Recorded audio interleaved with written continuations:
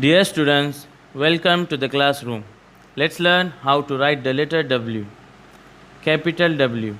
Start from the top and draw a slanting line down to the right, then up to the right. Again, make a slanting line down to the right and up to the right. Small w.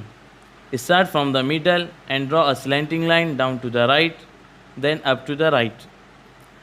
Again, make a slanting line down to the right and up to the right. Now you know how to write the letter W, so try to write it properly.